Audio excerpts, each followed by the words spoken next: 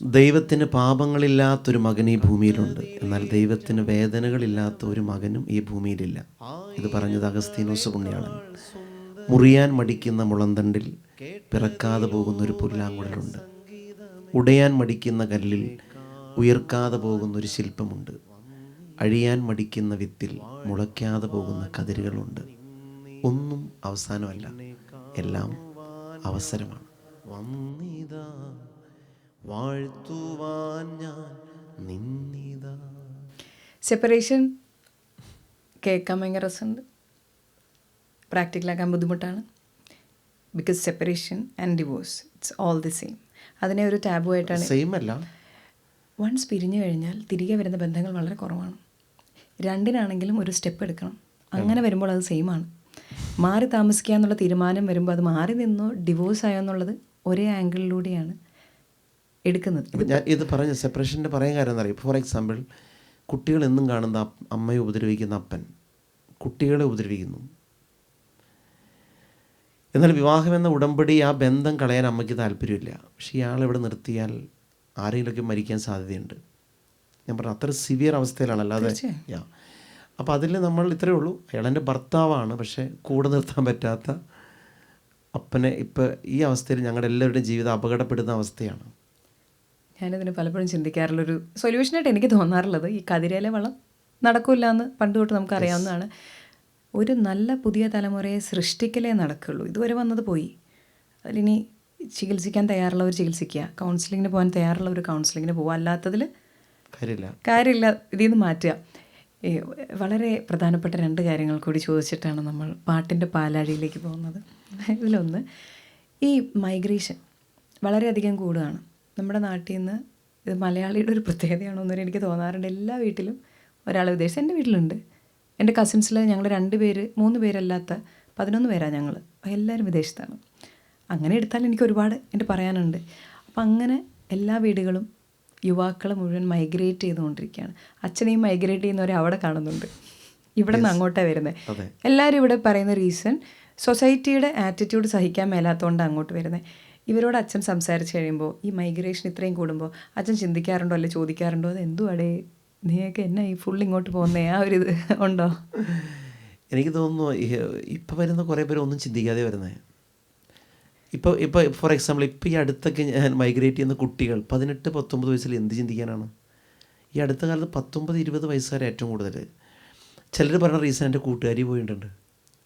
അതായത് എൻ്റെ കൂടെ പഠിച്ചവർ പോയിട്ട് എനിക്കിവിടെ നിൽക്കാൻ പറ്റില്ല, അവർ പോയിട്ട് എനിക്ക് എങ്ങനെ റീസൺ വളരെ വളരെ ജെന്യുവനായിട്ട് ഒരു പക്ഷേ എക്സ്പ്ലോർ ചെയ്യണം. ഒന്ന് വേറെ സ്ഥലത്ത് പോയി കുറച്ചുകൂടി എനിക്ക് ഒന്ന് പേഴ്സണലി ഞാൻ ഒന്ന് ഒറ്റയ്ക്ക് നിന്ന് പഠിക്കണം, അങ്ങനെ ചിന്തിക്കുന്ന വളരെ ചുരുക്കം പേരുണ്ട്. വേറെ ചിലത് പാരൻസിൻ്റെ ഭയങ്കര നിർബന്ധമാണ്, പോകണം, നീ ഇവിടെ നിൽക്കും, എങ്ങനെയെങ്കിലും പോകണം. ചില കുട്ടികളുണ്ട്, എനിക്കറിയാം പേഴ്സണലി, അവർ കൂട്ടുകാർ പോയത് കൊണ്ട് മാത്രമാണ്. പക്ഷെ അന്നേരം എന്ത് സംഭവിച്ചെന്ന് പറഞ്ഞാൽ, പറ്റിക്കുന്ന ഏജൻസികളുടെ കൈ പോയി പെട്ട് ഒരു പണിയില്ല, തെക്ക് വടക്ക് നടക്കുന്നു. ഇത് ഞാൻ ചോദിക്കണമെന്ന് ആഗ്രഹിച്ചൊരു കാര്യമാണ്. ഇവിടെ നിന്ന് പോകുന്ന എല്ലാവരെക്കുറിച്ച് ഇവിടെ ഉള്ളവർ വിചാരിക്കുന്നത് പോയി രക്ഷപ്പെട്ടു. അച്ഛനിപ്പോൾ എല്ലാ ആഴ്ചയും ഓരോരോ രാജ്യത്ത് പോകുന്നൊരു അച്ഛനാണ്. അതായത് എല്ലാ രാജ്യത്തുള്ള യൂത്തിനെ അച്ഛൻ കാണുകയാണ്. ഇവിടെ നിന്ന് പോയി എല്ലാവരും, ചിലരിപ്പോൾ കാനഡയും ഒക്കെ എടുത്തു പറയുന്ന സ്ഥലങ്ങളാണെങ്കിലും UK ഒക്കെ, അച്ഛൻ അതൊന്നും അല്ലാത്ത രാജ്യങ്ങളിൽ ഇഷ്ടംപോലെ പോകുന്നുണ്ട്. ബാക്കി എല്ലായിടത്തും എല്ലാം ഓക്കെ ആണോ? ഇവിടെ നിന്ന് പോയവരൊക്കെ രക്ഷപ്പെട്ടോ?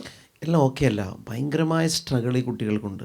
അവിടെ വരുന്ന കുട്ടികൾക്ക് എനിക്ക് തോന്നിയത് ഇത് പുറത്തുള്ള പിള്ളേരുടെ പാരൻസ് കേൾക്കുന്നുണ്ട്. എനിക്ക് അവരോട് പറയാനുള്ളത്, കുറച്ചുകൂടി അവരൊന്ന് ശ്രദ്ധിക്കണം, നല്ലതാണ്. എല്ലാ ദിവസവും അവർ വീഡിയോ കോൾ ചെയ്യണം, നല്ലതാണ്. ഫോർ എക്സാമ്പിൾ, ഇപ്പോൾ അവിടെ ചെന്നിട്ട് ഉദ്ദേശിച്ച കോഴ്സിന് ചേരാൻ പറ്റാതെ പോയ പിള്ളേരുണ്ട്. കോഴ്സ് ഇവിടെ നിന്ന് എടുത്തിട്ടല്ലേ പോകുന്നത്. അവിടെ ചെല്ലുമ്പോൾ ആ ഏജൻസി ഇതില്ല, യൂണിവേഴ്സിറ്റി അവിടെ ഇല്ല. ചില കേസിലെങ്കിലും, ഇപ്പോൾ ഞാൻ ഒരു കുട്ടിയെ കണ്ടു, രാജു എന്ന് ഞാൻ പറയുന്നില്ല, സ്ഥലവും പറയുന്നില്ല, 2 വർഷമായിട്ട് കോഴ്സിന് ചേർന്നിട്ടില്ല. അപ്പം അങ്ങനെ നമ്മളറിയാവുന്ന ആൾക്കാരുടെ അടുത്ത് നിർത്തി സഹായിച്ച് പോവാണ്. അപ്പം 2 വർഷം കഴിഞ്ഞിട്ട് ചേരുന്നു. നമ്മൾ വീട്ടിൽ പറഞ്ഞാൽ, എൻ്റെ അച്ഛ എന്തോ ഒരു ലോൺ എടുത്താൽ വിട്ടേക്കണത്, ഇവിടെ പറയാനും പറ്റാത്ത ആ കൊച്ചിൻ്റെ മാനസികാവസ്ഥ എന്തായിരിക്കും? ഇനി മറ്റൊരു കാര്യം, വേറൊരു കൾച്ചർ, ചിലയിടത്ത് ഭയങ്കര തണുപ്പ്, അല്പം റേസിസം.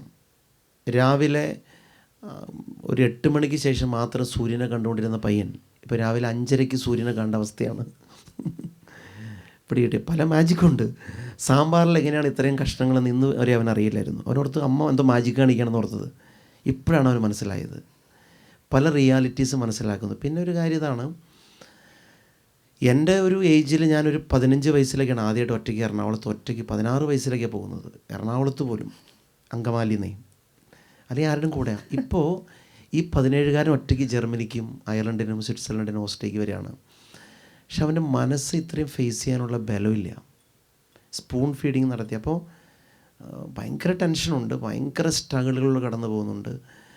മെൻ്റൽ ഹെൽത്ത് ഇഷ്യൂസ് നമ്മുടെ കുട്ടികൾക്ക് ഒട്ടാനെ അനവധിയുണ്ട്. ഞാനിപ്പോൾ അവിടെ ചെയ്യുന്ന യൂത്ത് മിനിസ്ട്രിയിൽ ഞാൻ അവരെ സഹായിക്കുന്നവർക്ക് നല്ല കൂട്ടുകാർ, വർത്തമാനം പറയാൻ ആരെങ്കിലും വേണം, സംസാരിക്കാൻ.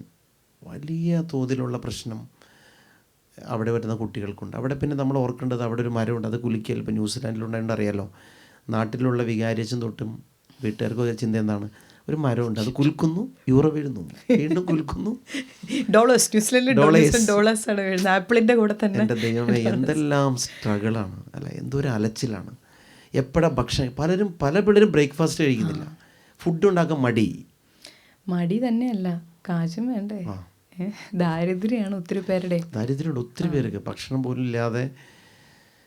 ഇതൊരു വലിയൊരു ചോദ്യമാണത്. എന്ന് വെച്ചാൽ പിന്നെ അവർ കടന്നു പോകുന്ന വഴികൾ, അത് വേറെ വല്ലതിലും പറയാം. ആ ഒരു വഴിയും കൂടെ ഞാൻ ചോദിക്കാൻ ആഗ്രഹിക്കുന്നുള്ളൂ. എനിക്ക് വളരെ അടുത്തറിയാവുന്ന ഒരാൾ അവിടെ ചെന്ന് ഡ്രഗ്സിന് അടിമയാവുകയും, ഒന്നല്ല, ഇപ്പോൾ ഞാൻ ആലോചിക്കുമ്പോൾ 4 പേരുടെ കഥ എനിക്കറിയാം. ഈ 4 പേരെയും തിരിച്ച് നാട്ടിലേക്ക് കൊണ്ടുവന്ന് പിന്നെ ഒന്നും പഠിക്കാൻ മേലാത്ത അവസ്ഥയിൽ ഇപ്പം അങ്ങനെ നടക്കുന്നവരുണ്ട്, ഇവിടെ വന്ന് പഠിക്കാൻ നോക്കുന്നവരുണ്ട്, തിരികെ പോയി പിന്നെയും അതേ അവസ്ഥയിലേക്ക് പോയവരുണ്ട്. ഒരുപാട് ഡ്രഗ്സിലേക്ക് പോകുന്നൊരു നാട്ടിലില്ലെന്നല്ല ഞാൻ പറയുന്നത്. അവിടെ ചെന്ന് കഴിയുമ്പോൾ അതിനൊരു സപ്പോർട്ട് പോലും കിട്ടാതെ അച്ഛൻ അങ്ങനെയുള്ള ഒരുപാട് പേരെ കാണുന്നില്ല. അത് അവിടെ ഒരു സൊല്യൂഷൻ അതിനുണ്ടോ, അതോ അവർ ആ ഒരു പാതയിൽ തന്നെ പോവുകയാണോ? അതായത് അവിടെ ഇതെല്ലാം ഓപ്പൺ ആണല്ലോ, അതാരും ശ്രദ്ധിക്കാനില്ല, അപ്പനും അമ്മയും ചോദിക്കാനില്ല. ഇപ്പോൾ കൊച്ചിനോട് ചോദിക്കുന്നു, മോളെവിടെ പോയേ, ഞാൻ പള്ളിയിലാണ് പോയേ എന്ന് പറഞ്ഞാൽ അമ്മ വീഡിയോ കോൾ പള്ളിയിൽ നിന്ന് കാണിച്ചു തരാൻ പറയുന്നില്ല, പള്ളി കാണിച്ചു തരാൻ പറഞ്ഞാലും. അപ്പോൾ എവിടെ പോകുന്നു, ആരുടെ കൂടെയാണ്, ഫ്രണ്ട്സിൻ്റെ പിയർ ഗ്രൂപ്പ്, ഭയങ്കര പ്രശ്നങ്ങളുണ്ട്. ഇപ്പോൾ ചെന്ന് പെടുന്നൊരു സ്ഥലത്ത് എല്ലാവരും ഡ്രഗ്സ് ഉപയോഗിക്കുന്നു, ആൽക്കഹോൾ ഉപയോഗിക്കുന്നു, അല്ലെങ്കിൽ അങ്ങനെയുള്ളത്. അപ്പം നോർമലി ഇവരതിനകത്തേക്ക് വീഴുകയാണ്. ഒരു ഏജിൽ നമ്മൾ സാധാരണ പറയില്ല, ഒരു യൂത്ത് പ്രായത്തിൽ അവരുടെ ഏറ്റവും കൂടുതൽ ടൈം അവർ സ്പെൻഡ് ചെയ്യുന്ന 5 പേരുടെ ആവറേജാണ് അവരുടെ ക്യാരക്ടർ എന്ന് പറയില്ലേ. അപ്പോൾ നമ്മുടെ കുട്ടികളുടെ ഏറ്റവും അടുത്ത കൂട്ടുകാർ എന്തൊക്കെ ചെയ്യുന്നതൊക്കെ അവർ ചെയ്യാൻ സാധ്യതയുണ്ട്. അപ്പോൾ നമ്മൾ വേറൊരു കൾച്ചർ ബിൽഡ് ചെയ്യാനാണ് ഞാനൊക്കെ ഇവിടെ നോക്കുന്നത്.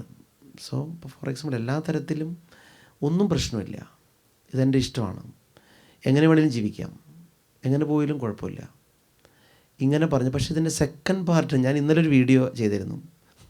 ആ വീഡിയോയുടെ കണ്ടൻറ്റ് ഇതിനോട് കണക്റ്റഡ്. അതായത് പിള്ളേർ, ഞങ്ങൾ ഇരിങ്ങാലക്കുടയ്ക്ക് പോണ വഴിക്ക് പെട്ടെന്ന് ഉച്ച സമയം ഭക്ഷണം കഴിക്കാൻ തോന്നി, ബിരിയാണിന്ന് ബോർഡ് കൊണ്ട് വണ്ടി നിർത്തി. പെട്ടെന്ന് ബിരിയാണി മൊബൈൽസാണ്. മുദ്ര ശ്രദ്ധിക്കണം, എഴുത്ത് ശ്രദ്ധിക്കണം. അതാണ് ഞാൻ അവിടെ നിന്ന് കുറച്ചൊരു ചിരിച്ചു. നമ്മുടെ യൂത്തിൻ്റെ പ്രശ്നം, അവർ ഫസ്റ്റ് ലൈൻ മാത്രമേ വായിക്കുള്ളൂ.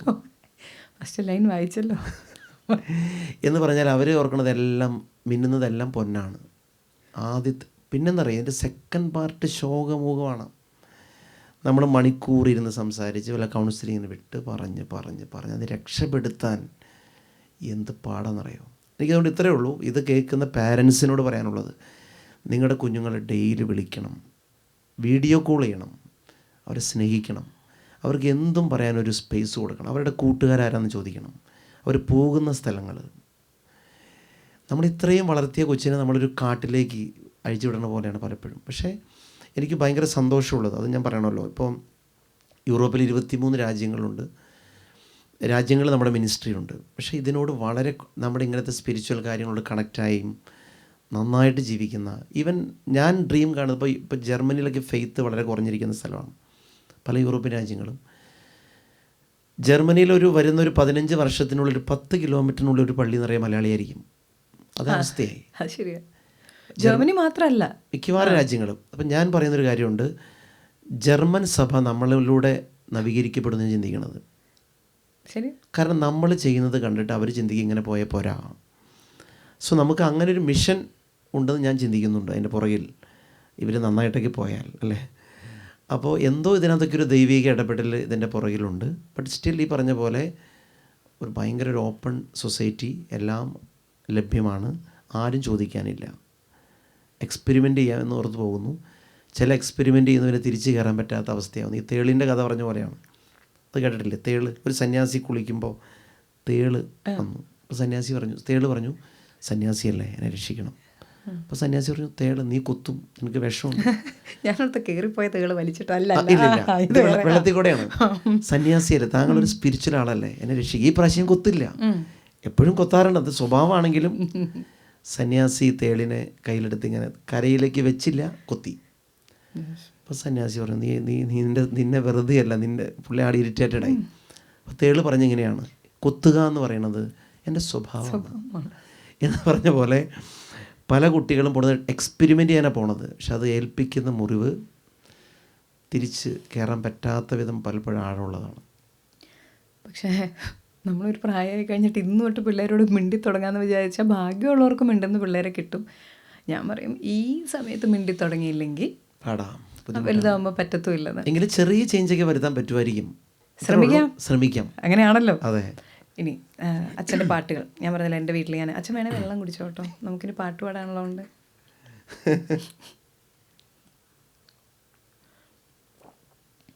ഞാൻ ഓക്കെയാണ്, അച്ഛൻ പാടുമ്പോൾ എനിക്ക് കുടിക്കാമല്ലോ. അത് ശരി. അപ്പം ഈ പാട്ടുകൾ അച്ഛന് ആദ്യത്തെ പാട്ട് 17 വയസ്സിലാണോ ഉണ്ടാകുന്നത്? 17 വയസ്സിലാണ്. ആ പാട്ട് ആദ്യം നമുക്ക് പാടി തുടങ്ങാം, എന്നിട്ടാണ് നമ്മൾ അച്ഛൻ്റെ ഓരോരോ പാട്ടുകൾ. എല്ലാം പാടിക്കുന്നില്ല ഞാൻ, എൻ്റെ നല്ല മനസ്സ് ചിലത് മാത്രം.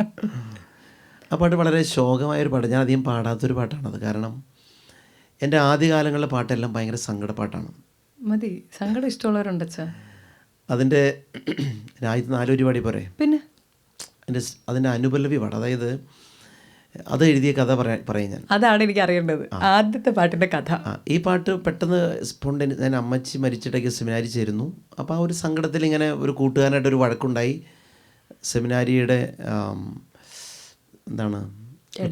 പഠിക്കാനിരിക്കുന്ന സ്ഥലത്ത് അവിടെ ബെഞ്ച് കസേരയിലിരിക്കുമ്പോൾ പാടിയതാണ്. പക്ഷേ ഈ പാട്ട് റെക്കോർഡ് ചെയ്യാൻ നേരത്തെ എൻ്റെ ഒരു സ്റ്റാൻസ് ലിറിക്സ് കുറവാണ്. എൻ്റെ ചെറുപ്പത്തിൽ എൻ്റെ വീടിൻ്റെ അടുത്തൊരു ചേട്ടനുണ്ടായിരുന്നു. ഇയാൾ എൻ്റെ പുറകെ നടന്നിങ്ങനെ ചൊറിയണ വർത്താനം പറയുമായിരുന്നു. ഞാനാണെങ്കിൽ ആരെങ്കിലും ചൊറിയാൻ നോക്കിയിരിക്കുന്നു കരയാൻ.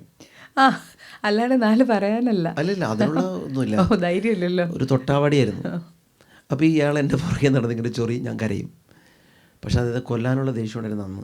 സാഹചര്യങ്ങൾ അനുകൂലമല്ലാത്തതുകൊണ്ടും ജയില് നമുക്ക് ഇഷ്ടമില്ലാത്തതുകൊണ്ടും വെറുതെ വിട്ടതാണ്. പക്ഷേ ഈ പാട്ടിൻ്റെ റെക്കോർഡിങ്ങിന് പോകുമ്പോൾ ഒരു സ്റ്റാൻസ് ലിറിക്സ് കുറവ്. ഞാൻ ഈ ചേട്ടനെ ഓർത്തു, ഒരു സ്റ്റാൻസ് പുള്ളിക്ക് കൊടുത്തേക്കാന്ന് ഓർത്തു. ആ സ്റ്റാൻസാണോ പാടുന്നത്? സ്റ്റാൻസ് പാടാം. ബാല്യം മറക്കാതെ മനസ്സിൽ കുറിച്ചിട്ട സഹനങ്ങളേകിയ സഹചരേറെ, പൊട്ടിക്കരഞ്ഞിട്ടും ഏകനായി തീർന്നിട്ടും കേൾക്കാതെ കാണാതെ പോയവരേറെ. അതാണ് സ്റ്റാൻസ. സങ്കടവാച്ച ഉള്ളി തന്നെ എനിക്ക് അച്ഛൻ പറയുന്നത് മനസ്സിലാവുന്നുണ്ട്. അച്ഛന് ശക്തി തരുന്ന വരികൾ, അച്ഛൻ്റെ തന്നെ വരികൾ, നമ്മൾ ഓരോ നമ്മുടെ ഫീലിങ്സിൽ നിന്നാണല്ലോ പാട്ടുകൾ വരിക. അപ്പം അച്ഛൻ ആ ശക്തി തരുന്ന പാട്ട് ഏതാ? അതിനൊരു കഥയുണ്ടോ? ഒരു വലിയൊരു തമാശ എന്ന് പറഞ്ഞാൽ, ഞാൻ എൻ്റെ പാട്ടുകൾ അധികം കേൾക്കാറില്ല എന്നുള്ളതാണ്. അതായത് ഒരു പാട്ട് റെക്കോർഡിങ് കഴിഞ്ഞാൽ അതിൻ്റെ എക്സൈറ്റ്മെൻറ്റ് പോയി എൻ്റെ. പിന്നെ ഞാൻ പാടുമ്പോഴാണ്, പിന്നെ എനിക്ക് ആരാധനയ്ക്കൊക്കെ പാടുമ്പോഴാണ്. അങ്ങനെ ചോദിച്ചാൽ ഒരു ഭയങ്കര ചോദ്യമാണ്. പക്ഷേ സ്റ്റിൽ കുറേ ഫേവറേറ്റ് ഉണ്ട്. ഇപ്പോൾ ക്രൂശിതനെ ഉദ്ധിതനെ എന്ന പാട്ടുണ്ട്. അയ്യോ കേട്ടു ഞാൻ. ക്രൂശിതനെ ഉദ്ധിതനെ, മലയാറ്റൂര് മല 2013 ദുഃഖ വെള്ളിയാഴ്ച മലയാറ്റൂര് മല കരുണക്കൊന്ത പാടി കയറി ഇറങ്ങുമ്പോഴാണ് ക്രൂശിതനെ ഉദ്ധിതനെ മർത്തേനെ കാത്തിടണേ, എന്നെ പൊതിഞ്ഞു പിടിക്കണമേ, തിന്മ കാണാതെ കാക്കണമേ, ഈശോ നിൻ ഹൃത്തിനുള്ളിൽ, ഈശോ നിൻ മേലങ്കിക്കുള്ളിൽ. ഇതെന്നെ ഭയങ്കര പേഴ്സണലി ഒരുപാട് പേര്, ഞാൻ ലോകത്ത് എവിടെ ചെന്നാലും കുറച്ച് പേരൊന്ന് പറയും, അജി പാട്ട് ഭയങ്കര ഭയങ്കര ടച്ച് ചെയ്തിട്ടുണ്ടെന്ന്. എൻ്റെ ലൈഫിലും ഭയങ്കര ബുദ്ധിമുട്ടുള്ള സമയത്താണ് ഈ പാട്ട് ഉണ്ടായിട്ടുള്ളത്. അതുകൊണ്ടാണ് നമ്മളൊരു മരണത്തിൻ്റെ താഴ്വരയിൽ നമ്മളെ ദൈവം കൊണ്ടുപോകുന്നത്. അവിടെ നമ്മൾ കയറിപ്പോന്നാൽ അങ്ങനെ പോയവരെ നമുക്ക് രക്ഷിക്കാൻ പറ്റുന്ന എന്തെങ്കിലും നമ്മുടെ പ്രസൻസിലൂടെയോ വാക്കിലൂടെയോ പാട്ടിലൂടെയോ. അപ്പോൾ എനിക്ക് തോന്നുന്നു എന്തിനാണ് വലിയ ദുഃഖങ്ങളെന്ന് ചോദിച്ചാൽ ഈ ദുഃഖം മരുന്നാകാനുള്ളതാണെന്നുള്ളതാണ്. എൻ്റെ പാട്ടുകൾ എനിക്ക് എപ്പോഴും അങ്ങനെ തോന്നിയിട്ടുണ്ട്. എൻ്റെ ലൈഫാണ് എൻ്റെ പാട്ടുകളും എല്ലാം തന്നെ. എൻ്റെ അപ്പം മരിച്ചിട്ട് 10 വർഷമായി. അപ്പം ഇന്നിപ്പം എൻ്റെ അപ്പനെക്കുറിച്ച് പറഞ്ഞാലും ആ സങ്കടം അങ്ങനെ തന്നെയാണ്. ടൈം ഹീൽസൊക്കെ ചുമ്മയാണ്. അച്ഛനറിയാലോ, അച്ഛൻ അമ്മച്ചിയെക്കുറിച്ച് ആലോചിക്കുമ്പോഴും ടൈം ഡസൻ ഹീൽ, അത് മറന്നു പോവും. പക്ഷെ മാറ്റം വരാട്ടോ. നോ, ടൈം ഹീൽസ് വരുന്നത് മറവിയാണ്. പക്ഷെ when you think about that person. ഞാൻ വേറൊരു കാര്യം പറഞ്ഞോട്ടെ. We can change our past, but we can change the explanation of our past. Healing അതാണ്. ഇപ്പോൾ എൻ്റെ അമ്മച്ചി അന്ന് മരിക്കുമ്പോൾ ഉള്ള ചിന്തയല്ല ഇപ്പോൾ എനിക്ക്. നമ്മുടെ കാഴ്ചപ്പാടിൽ വന്ന മാറ്റം വെച്ച് അതിൽ മാറ്റം. ഇപ്പം മരണം പോലും ഇപ്പം എൻ്റെ ഫോർ എക്സാമ്പിൾ എൻ്റെ അമ്മച്ചി അന്ന് മരിക്കുമ്പോൾ എനിക്ക് ഭയങ്കര അനാഥത്വം, സങ്കടം. പക്ഷേ നഷ്ടപ്പെട്ടതെല്ലാം വേറെ ഫോർമാറ്റിൽ തിരിച്ചു വരുമെന്ന് എനിക്ക് തോന്നിയിട്ടുണ്ട്. ഇപ്പോഴത്തെ അമ്മ എൻ്റെ അതിന് ഉദാഹരണമാണ്. അപ്പോൾ എന്തുകൊണ്ടങ്ങനെ നന്മയ്ക്കായി പരിണമിപ്പിക്കുന്നു പറയുന്നത്. ഫോർ എക്സാമ്പിൾ അമ്മ എൻ്റെ അമ്മ എന്ന പാട്ട്, എൻ്റെ ഈശോയുടെ അമ്മ. ഇപ്പം ഞാൻ എഴുതിയ പാട്ടുകൾ ഒരു പക്ഷേ ലോകം എല്ലാവർക്കും അറിയാവുന്നൊരു പാട്ട് അതായിരിക്കും. ലോകത്തെവിടെയും പാടുന്ന പല ഭാഷകൾ ഇറങ്ങിയിട്ടുള്ള പാട്ടാണ്. അപ്പോൾ എന്നോട് പലരും ചോദിക്കും, ഈ പാട്ടിന് എന്താണ് മാജിക്ക്? അമ്മേ എൻ്റെ അമ്മേ, എൻ്റെ ഈശോയുടെ അമ്മേ, അമ്മേ എൻ്റെ അമ്മേ, എനിക്കീശോ തന്നൊരമ്മേ, ആവേ മരിയ കന്യാമാതാവേ, ആവേ മരിയ കന്യാമാതാവേ. ഞാൻ പറയുന്നത് ഇത്രയേ ഉള്ളൂ. ഈ പാട്ടിൻ്റെ ഒരു മാജിക്. അമ്മ നഷ്ടപ്പെട്ടൊരു മകൻ കുറേ നാളങ്ങനെ അലയാണ്. അങ്ങനെ ആ വേദന കൊണ്ട് ഇപ്പോൾ നടക്കുന്നൊരു പയ്യൻ മാതാവിനെ നോക്കി അമ്മേ എന്ന് വിളിക്കുമ്പോൾ അത് മറ്റുള്ള ഹൃദയത്തിൽ എന്തോ ഒരു കാര്യം ചെയ്യുന്നുണ്ട്. വില കൊടുക്കാതെ വിലയുള്ളത് കിട്ടില്ലെന്ന് പറഞ്ഞ പോലെയാണ്. എനിക്ക് തോന്നി ഈ ലോകത്തിലെ സങ്കടങ്ങൾ, എനിക്ക് അങ്ങനെ പറയാൻ ഇഷ്ടം. എത്ര വലിയ സങ്കടമാണെങ്കിലും ഞാൻ പറയാനുള്ളത് അതിലെന്തോ അതിൻ്റെ വേറൊരു ഫോർമാറ്റിലേക്ക് അത് മാറുന്നുണ്ട്. സംശയങ്ങളിൽ എഴുതിയ പാട്ടുകളുണ്ടോ? അതായത് വഴി മുട്ടി നിന്ന സമയത്ത് എഴുതിയ പാട്ട്? ഷുവർ. ഇപ്പോൾ എനിക്ക് ഭയങ്കര സങ്കടം വന്ന് ഇനി മുന്നോട്ട് എങ്ങനെ പോകുമെന്ന് അറിയാത്ത സമയത്ത് എഴുതിയ പാട്ടാണ് സ്നേഹമേകിടേണമേ എൻ മനം നീറുമ്പോൾ. സ്നേഹമേകിടേണമേ എൻ മനം നീറുമ്പോൾ, സ്നേഹിതനായി നീ വരണേ ഏകനാകുമ്പോൾ. എൻ്റെ അനുപല്ലവിയിലൊരു വരിയുണ്ട്, എന്തിനാണെൻ ജന്മമെന്ന ചോദ്യമെൻ്റെ തോഴനായി, കണ്ണുനീർ മഴ തോർന്നിടാതെ പെയ്തിറങ്ങി മിഴികളിൽ, ആരുമില്ലെന്നോർത്തു ഞാൻ എന്തു വേണം ദൈവമേ എന്നൊക്കെ എഴുതിയത് അങ്ങനെയാണ്. എന്തിനാണ് ഇപ്പം നോക്കുമ്പോൾ തോന്നുന്നു അങ്ങനെയൊക്കെ എഴുതണ്ടായിരുന്നു. പക്ഷേ അതങ്ങനെ ചിന്തിച്ചു, എന്തിനാ ജീവിക്കുന്നത്. അല്ല, അത്തരം വഴികളിലൂടെ നടക്കുമ്പോൾ ഞാൻ പറയും അച്ഛൻ ഭയങ്കര ലക്കിയാണ്. അതായത് ഇത് ചെയ്യണമെന്നും എഴുതണമെന്നും ആഗ്രഹമുള്ളവരുടെ വരണമല്ലോ, പാടാനായിട്ട് ഉള്ളിൽ ബോധമുണ്ട്, തിങ്ങി നിറയുന്നുണ്ട്. പക്ഷെ ഒന്നും അങ്ങോട്ട് പുറത്തോട്ട് വരുന്നില്ല എന്ന് പറയുമ്പോഴത്തെ അച്ഛൻ്റെ സങ്കടങ്ങളും അച്ഛൻ്റെ വിഷമങ്ങളും എല്ലാം പാട്ടുകളായിട്ട് വരാറ്, സന്തോഷങ്ങളും. അതെ, എനിക്ക് എൻ്റെ ഇമോഷൻസ് മിക്കവാറൊക്കെ ഞാൻ പാട്ടിൽ എക്സ്പ്രസ് ചെയ്തിട്ടുണ്ട്. ദേഷ്യം എനിക്ക് കമ്പാരിറ്റീവ്ലി കുറവാന്ന് തോന്നുന്നു കേട്ടോ. ഒന്നാലും ഒരിക്കലും വരത്തില്ല. വന്നാലും പെട്ടെന്ന് ഞാൻ അതിൽ നിന്ന് പണ്ടൊക്കെ എനിക്ക് വരുമായിരുന്നു. പക്ഷെ എങ്കിലും ഞാൻ ദേഷ്യം തോന്നിയ ആളെ എങ്ങനെയും രക്ഷപ്പെടുത്തും. എനിക്കൊരാൾ ദേഷ്യം തോന്നിക്കഴിഞ്ഞാൽ ഞാൻ പിന്നെ ഓർക്കും, ഇല്ല പാവല്ലേ പോട്ടെ, പുള്ളി ചിലപ്പോൾ അതുകൊണ്ടായിരിക്കും ഇങ്ങനെ ചെയ്തത്. ഞാൻ എൻ്റെ മനസ്സിൻ്റെ കോടതി മുറിയിൽ നിന്ന് പുള്ളിനെ ഫ്രീ ആയിട്ട് വിടും. അല്ല, അത്ര പുണ്യാണെന്നല്ല, അതുണ്ട്. അതെ, കർത്താവൊക്കെ പണ്ടേ വിട്ടു. ഇങ്ങനെ നമ്മൾ കുറേ നാളിങ്ങനെ വിചാരണ ചെയ്യുന്നുണ്ടല്ലോ. പക്ഷേ ദേഷ്യം വരും. പക്ഷെ ദേഷ്യം അങ്ങനെ എഴുതാറില്ല. അങ്ങനെ എഴുതാൻ ഈസി അല്ല, എളുപ്പമല്ലെന്ന് തോന്നുന്നു. ദേഷ്യം എഴുതാൻ പറ്റുമോ അറിയില്ല. എനിക്കറിയില്ല, എനിക്ക് ഒട്ടും ദേഷ്യം വരാത്തതുകൊണ്ട് ഞാൻ ആ വികാരത്തിലൂടെ വളരെ കുറച്ച് കടന്നു പോകുന്ന ഒരാളാണ്. ഇതെന്താന്ന് പോലും അറിയില്ല. എനിക്കറിയില്ല, അതെ, കോടതി മുറിയൊന്നും എത്താറില്ല. ഫസ്റ്റ് റിയാക്ഷൻ, പിന്നെ വിചാരണ. വിചാരണ കഴിയുമ്പോൾ സാധാരണ എല്ലാവർക്കും ആദ്യം കൊന്നു, എന്നിട്ട് വിചാരണ നടത്തി കഴിയുമ്പോൾ അങ്ങനെ പോരായിരുന്നു, വെടി വെച്ചിട്ട് തൂക്കിക്കൊല്ലണമായിരുന്നു. എൻ്റെ അമ്മയ്ക്ക് ഏറ്റവും ഇഷ്ടമുള്ളൊരു പാട്ട് മിഴി തന്നെ. എൻ്റെ സങ്കടങ്ങൾക്ക് ഞാൻ കണ്ടെത്തിയൊരു ഉത്തരമാണ് ആ പാട്ട്. ആ പാട്ടിനും ഒരു ഇൻട്രൊഡക്ഷൻ ഞാൻ പറയുന്നുണ്ട്. ആ ആൽബത്തിൽ ദൈവത്തിന് പാപങ്ങളില്ലാത്തൊരു മകൻ ഈ ഭൂമിയിലുണ്ട്, എന്നാൽ ദൈവത്തിന് വേദനകളില്ലാത്ത ഒരു മകനും ഈ ഭൂമിയിലില്ല. ഇത് പറഞ്ഞത് അഗസ്തീനോസ് പുണ്യാളൻ. മുറിയാൻ മടിക്കുന്ന മുളന്തണ്ടിൽ പിറക്കാതെ പോകുന്നൊരു പുല്ലാങ്കുഴലുണ്ട്. ഉടയാൻ മടിക്കുന്ന കല്ലിൽ ഉയർക്കാതെ പോകുന്നൊരു ശില്പമുണ്ട്. അഴിയാൻ മടിക്കുന്ന വിത്തിൽ മുളയ്ക്കാതെ പോകുന്ന കതിരുകളുണ്ട്. ഒന്നും അവസാനമല്ല, എല്ലാം അവസരമാണ്. ഇതാണ് ഇൻട്രോ പാട്ടിൻ്റെ. ഞാനൊരു സ്റ്റാൻസേന്ന് തുടങ്ങാം. ഒരു മുളം തണ്ടാം നിന്നെ ഛേദിച്ചു, ഒരുപാടു മുറിവുകളേകി ഞാൻ, നോവുകൾ ഒടുവിൽ നാദങ്ങളാകാൻ നീയൊരു പുല്ലാങ്കുഴലാകാൻ, ചേറിലും ചെന്താമരയില്ലേ രാവുകൾ കൊടുവിൽ പകലില്ലേ, ചേറിലും ചെന്താമരയില്ലേ രാവുകൾ കൊടുവിൽ പകലില്ലേ, മിഴി നനയും നേരം കരളുരുകും കാലം, തളരരുതേ കുഞ്ഞെ പതറരുതേ, കരയാൻ മാത്രമോ ഈ ജന്മം എന്ന് ഇനിയും ചോദിച്ചു തകരരുതേ, കാണുമോ എൻ്റെ ഹൃത്തടം, നുകരുമോ എൻ്റെ സ്നേഹവും. എനിക്ക് മനസ്സിലായി എൻ്റെ അമ്മയ്ക്ക് എന്തുകൊണ്ടാണ് അത് ഇഷ്ടമെന്ന്. ഇത് നമ്മൾ കണ്ടുകൊണ്ടിരിക്കുന്ന ആളുകളോട് യാത്ര പറയുകയാണ്. അപ്പോൾ ആ രണ്ടുപേരും ഏത് പാട്ടിലൂടെയാണ് നമ്മൾ യാത്ര പറയുന്നത്? യാത്ര ഏറ്റവും അവസാനം ഇറങ്ങിയ പാട്ട് പാടാം.